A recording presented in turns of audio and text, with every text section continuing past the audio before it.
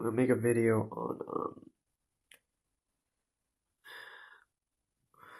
on why I think uh a lot of people make decisions um expensive decisions and certainly they get their money's worth. It's just that they didn't realize, ahead of time. I played some, games, and for example, there's a concept called character classes. That's from the older games. There's plenty of newer games that have those. Um, the idea is that you get a selection of choices. There's pros and cons, or advantages and disadvantages of each choice. Just imagine if you were given choices, yet um, you don't have the knowledge of the advantages until the very end, which doesn't really make sense nowadays. There's the internet. Uh, just read it, just research some tips and stuff. But just imagine if you didn't have the internet, and you had to, you had to make these choices. It's just you make a choice on the decision.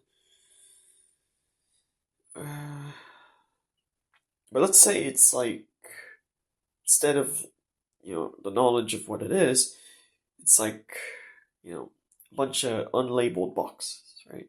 And they're shuffled around, so you just eventually you just pick a box, right? Or pick a whatever thing is concealing. It doesn't necessarily have to be square or anything.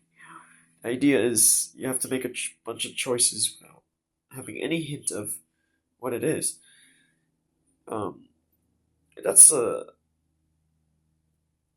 bizarre concept. It's without even a distinction of, for example, you know, uh, let's say you have two choices, but the differentiating is, one's they're both different colors. So, you know, so if you have knowledge of colors, that might be of some use. But it's just that a lot of people make decisions, you know, it's just like it's pretty obvious that there would be certain things. There's plenty of opportunities. It's just that um, what's even more bizarre is that they're actually given a choice to, you know, like they have all, there's all these other things, right? It's just so bizarre. I think that you know, the idea is that some people are just very trusting. They give a lot of chances, right? I just can't understand, you know. Like it was not such a, it's like, for example, it's not rude to, you know, it's not rude to, there's a concept I remember learning. It's called the Connecticut Compromise, or the Great Compromise of, I can't remember what year it was.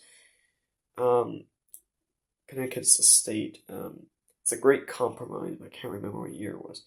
The idea of the compromise is that, instead of having, I think it was New Jersey and Virginia, I can't remember what it was. But basically, they took the southern half of the demands of the southern states and half of the demands of the northern states. Um, it basically made a compromise. A lot of people, they'll just, they just, and I'm just like, it's like being overconfident in your abilities, which is something I can discuss. Um, have seen, examples of this, for example, I have, discussed the campaign of Hillary Clinton in 2016. I have That's a great example of overconfidence. Um, Al Gore did not make that mistake of being overconfident, so he ended up having the closest election in U.S. history in terms of president. Not so. There's probably governor, mayor elections that are much closer, but that is the closest election. George W. Bush really had to conduct a lot of research to secure that. Um, so it's really close, and Clinton made a. I mean, it wasn't a landslide loss. Clearly, it's clearly the case that you know there's a lot of elections in U.S. history. It's very similar to that, where you know, you lose by about 70 to 90. That's not so. That's not such a horrible thing, right? It's like you just made a you know just a simple mistake, really. Um, uh, Last time we had an election with 400 electoral votes for the winner. That was a long time ago. So that was Reagan and Bill Clinton. I can't remember. It was one of those. I can't remember if George H.W. Bush had 400 votes. It was Reagan. So can't necessarily remember because I wasn't alive during that time. Um, so I would have to read books on it. It's just having done a tiny amount of research, the opposing the in this case it's the Democrats at the time. Having done some research, I realized that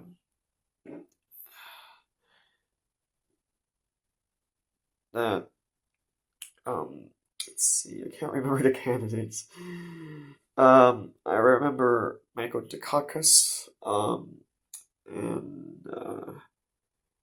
I think it was Jimmy Carter for the first election.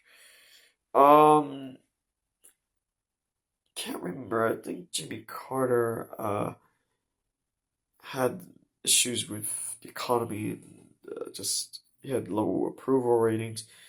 Um, let's see, Michael Dukakis. I watched some of his campaign videos. I just thought it was difficult to. Supposed to be making a judgment based on the campaign ads. That's not a great impression. Um, I can't really say that the brilliance of the Republicans at that time was something that's kind of not something I can really discuss because I don't have much credentials in terms of that. What I have is understanding of recent campaign, and I'm just like, it seemed like Clinton made a mistake because um, it was like there's certain types of people they can tell of, very early on if they have a chance, right? for whatever reason, the Democrats at that time were not able to have that perspective because they were. That's something that I have. I understand this because I've seen it happen to other people. It just it's not necessarily emotions. It's something similar to that. Stubbornness, perhaps, is what I would consider. Um, stubbornness is something that is very. Yeah, I'm not sure if it like is how I would describe the political polarization. Perhaps that is simply just stubbornness. Um, Stubbornness is kind of it's one of those things that it affects a lot of people, right? It's just that a great cure of stubbornness is a lot of carrot juice. Um, it's just that the only problem is that most people do not purchase that much carrot juice. It's just not ideal in many ways. It's just not realistic, and it's just not a reasonable.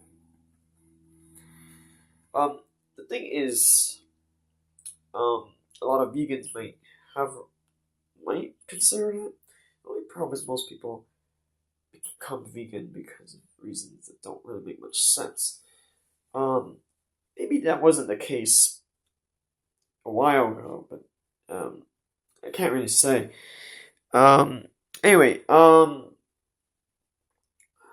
I understand is that a lot of people make decisions despite other people having warned them that it's not such a great idea.